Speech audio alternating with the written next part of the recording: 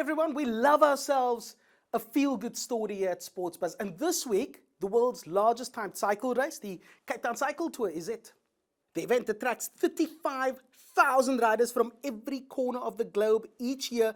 Organizers have launched a campaign called Pay It Forward, where they've encouraged participants from all parts of the world to make donations, and the money raised, that's been used to feed and clothe the most vulnerable along the tour's route. Here's race director David Belaez. Each year, in the early part of March, the Cape Town Cycle Tour heads off, the world's largest timed cycle race from the centre of Cape Town around the Cape Peninsula and its stunning natural beauty.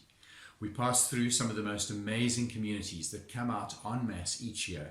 The residents out there to support the cyclists as they head around the Cape Peninsula raising money for charity and social upliftment.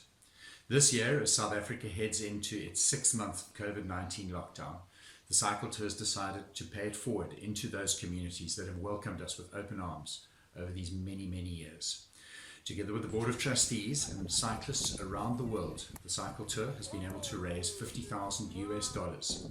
This money will be put into food parcels, blankets and clothing, which has been and will be distributed back into the neediest of folk in the communities through which we pass. Those folk that have been so terribly affected by this incredibly lengthy lockdown that we are going through. We hope to be working closely with these communities not only this year but into the years ahead. We've showcased many different sports here on Sports Buzz over the course of the last few months. There's one that is gaining popularity at a very rapid rate all across the world: curling. Seen it? Starting to enjoy it, don't really understand it. Thankfully, the legends at World Curling TV have pulled together this brilliant explainer. So, let's learn together.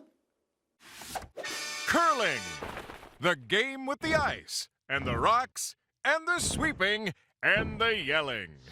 Each game starts with a handshake and a coin flip to determine who goes first. Then, 2 teams of 4 people take turns throwing 44-pound stones down a sheet of ice. The target? A 12-foot house that looks like a bullseye, just under 150 feet away.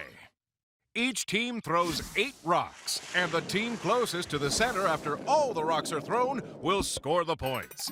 This process is repeated for 6 to 10 rounds, called ends, until one team is victorious.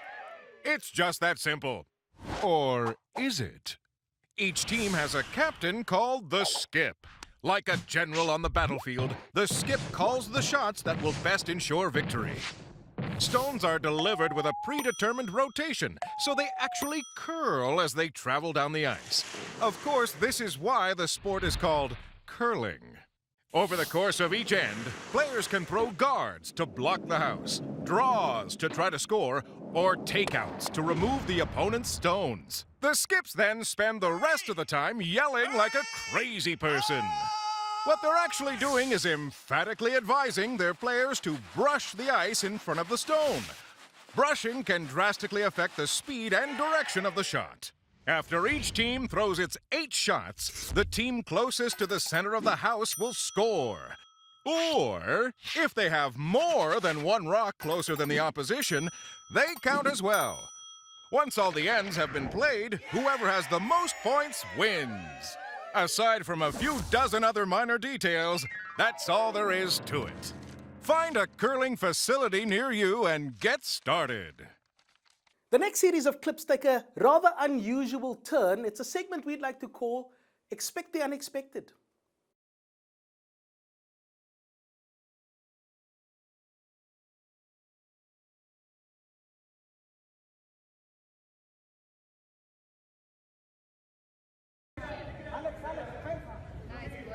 Does he know how to drop kick? Oh.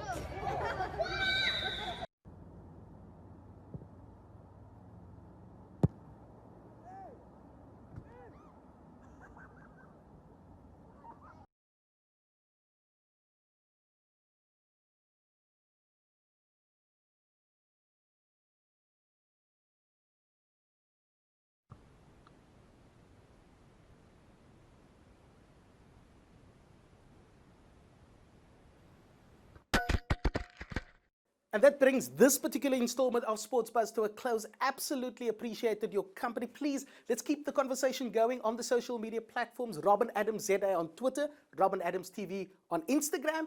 I'll see you next time. Bye-bye.